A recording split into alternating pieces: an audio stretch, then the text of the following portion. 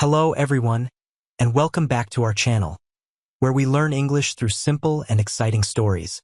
Today, we have a very special story about one of the most famous detectives in the world. His name is Sherlock Holmes.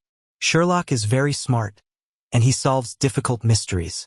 But don't worry, today's story will be easy to follow, and it will help you practice your English. So, sit back, relax, and enjoy the story. Let's begin. Sherlock Holmes and the Mystery of the Missing Ring. Sherlock Holmes lived in a quiet street in London. His house was on Baker Street, a small but busy road. People knew Sherlock as the best detective in the city. If someone had a problem, they would come to him. His friend, Dr. Watson, lived nearby. Watson often helped Sherlock with his cases. One sunny morning, Sherlock sat in his chair by the window. He was drinking tea and reading the newspaper. Suddenly, there was a knock at the door. It was a young woman named Emily. She looked worried and nervous. "Please, Mr. Holmes," Emily said. "I need your help. Something very important is missing." Sherlock stood up and offered her a seat. "Tell me everything," he said. Emily took a deep breath. "Yesterday, I went to a big party at the mayor's house. Everyone was dressed in beautiful clothes. I was wearing a gold ring. It is very special to me because it belonged to my grandmother. But when I came home last night, the ring was gone. I don't know where it is." Sherlock looked at her carefully. "When did you last see the ring?" he asked. "I remember having it at the party," Emily said. "I was talking to some people near the piano. Then I went to the garden to get some fresh air. After that, I don't remember." Sherlock nodded. "Watson, we must go to the mayor's house. Emily, can you take us there?" "Yes, of course," she said. The three of them went to the mayor's house. It was a large, beautiful building with tall windows and a big garden. Sherlock began to look around the room near the piano. He used a magnifying glass to check every corner. "Look, Watson," Sherlock said. "There is something interesting here." Watson looked closely. On the floor, there was a small piece of red thread. "What does it mean?" Watson asked. Sherlock smiled. "Let's continue searching. I think this thread is a clue." They moved to the garden. Sherlock looked at the flowers, the benches, and the paths. Near a bush, he found another clue. It was a footprint. "This footprint is very small," Sherlock said. "It looks like a woman's shoe." "Emily, did you walk here last night?" "Yes," Emily said. "I was here, but I didn't see anything unusual." Sherlock thought for a moment. "Let's go back inside. I want to ask some questions." Inside the house, Sherlock spoke to the servants. One of them, a maid named Clara, seemed nervous. "Clara, did you see anything strange last night?" Sherlock asked. Clara looked down. I saw a woman near the piano," she said. "She was wearing a red dress. I think she picked up something shiny from the floor." Sherlock's eyes lit up. "Thank you, Clara. That is very helpful." Sherlock turned to Emily. "Do you remember a woman in a red dress at the party?" Emily nodded. "Yes, her name is Mrs. Turner. She is a friend of the mayor." Sherlock smiled. "Watson, I think we are close to solving this mystery, but we need to visit Mrs. Turner. Emily, can you tell us where she lives?" Emily gave them the address. Together, Sherlock, Watson, and Emily went to Mrs. Turner's house. It was a small but elegant home. Mrs. Turner welcomed them with a smile. "What brings you here, Mr. Holmes?" she asked. Sherlock looked at her carefully. "Mrs. Turner, we are looking for a missing ring. I believe you know something about it." Mrs. Turner's smile faded. She looked surprised. Sherlock kept his calm and steady gaze on Mrs. Turner. "The ring was last seen at the mayor's party," he said. "Clara, the maid, saw you near the piano. She mentioned that you picked up something shiny. Can you explain what it was?" Mrs. Turner hesitated for a moment. "Yes, I remember picking up something," she admitted. "It was a gold ring. But I didn't keep it. I was going to return it, but I forgot. It's in my handbag." She walked over to a small table and picked up her handbag. Opening it, she pulled out the gold ring and handed it to Emily. "Here it is," Mrs. Turner said with a nervous smile. "I'm so sorry, Emily. I didn't mean to worry you." Emily took the ring and looked at it closely. Thank you, Mrs. Turner. I'm glad to have it back. But why didn't you return it last night? I left the party early, Mrs. Turner explained. I wasn't feeling well. When I got home, I put the ring in my bag and forgot all about it. Sherlock looked at Mrs. Turner thoughtfully. I believe you, he said. But next time, try to return something like this as soon as possible. It would have saved everyone a lot of trouble. Mrs. Turner nodded. You're right, Mr. Holmes. I will be more careful in the future. Emily smiled at Sherlock. Thank you, Mr. Holmes. You found my ring and solved the mystery. You are amazing. Sherlock tipped his hat and said, It's all in a day's work. Watson and I are always ready to help. As they left Mrs. Turner's house, Watson turned to Sherlock. That was a simple case, but you handled it brilliantly. How did you know the ring was with Mrs. Turner? Sherlock smiled. The clues told the story. The red thread matched her dress, and the maid's description confirmed it. All we had to do was ask the right questions. Emily laughed. You make it sound so easy. It's not about being easy, Sherlock said. It's about paying attention to the details.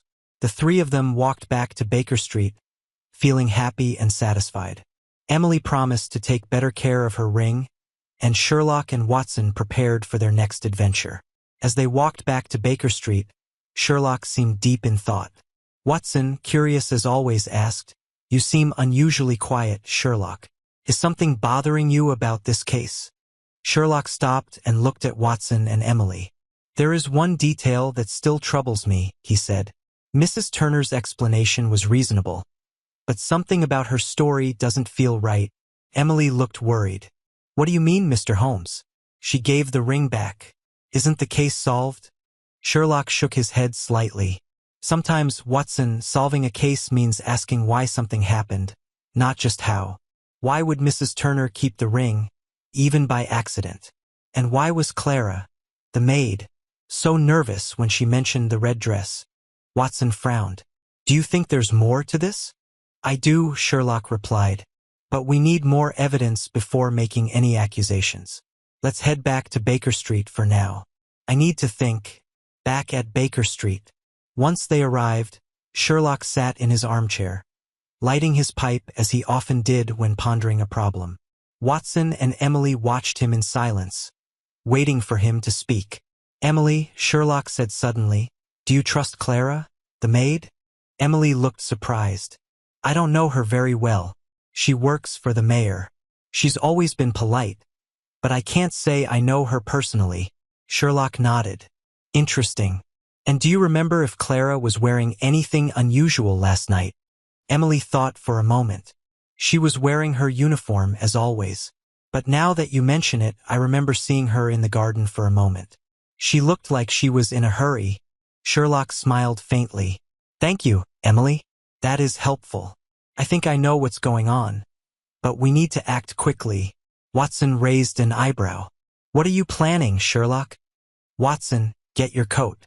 We're going back to the mayor's house. Emily, would you like to come? Emily nodded eagerly. Yes, of course. I want to know the truth.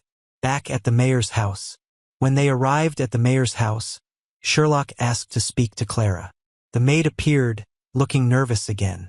Clara, Sherlock said gently, I believe you know more about the missing ring than you've told us.